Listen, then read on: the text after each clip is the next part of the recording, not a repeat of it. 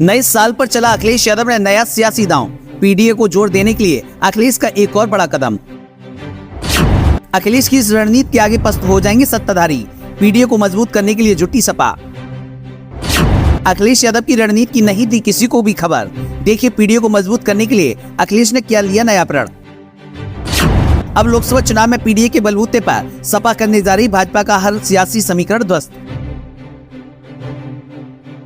नए साल के पहले दिन समाजवादी पार्टी के मुखिया और यूपी के पूर्व सीएम यानी कि अखिलेश यादव ने बड़ी घोषणा की है। उन्होंने नए साल की बधाई देते हुए लोकसभा चुनाव के मद्देनजर पीडीए के जरिए राजनीतिक परिवर्तन लाने की बात कही है। सोमवार को उन्होंने कहा कि नए साल की हार्दिक बधाई एवं शुभकामनाएं।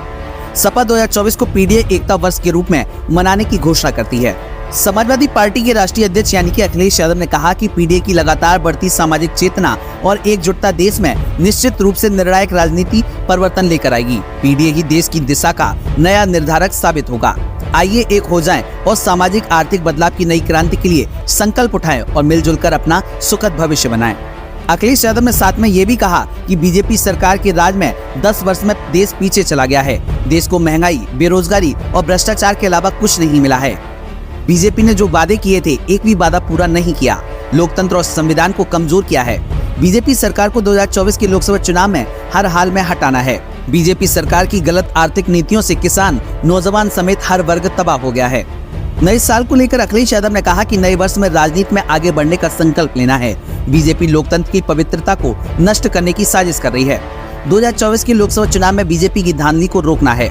बीजेपी को रोकने के लिए बूथ स्तर पर संगठन को मजबूत करना है, सावधानी से वोट का इस्तेमाल करना है। उन्होंने कहा कि उत्तर प्रदेश की सभी 80 लोकसभा सीटों पर बीजेपी को हराना है।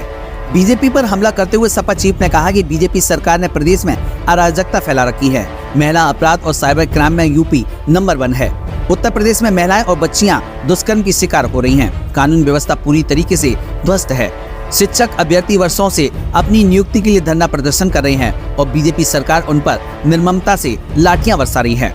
उन्होंने कहा कि 2024 के लोकसभा चुनाव में हम सबको मिलकर बीजेपी को हराना है। ब्यूरो रिपोर्ट, द नव भारत पॉलिटिकल।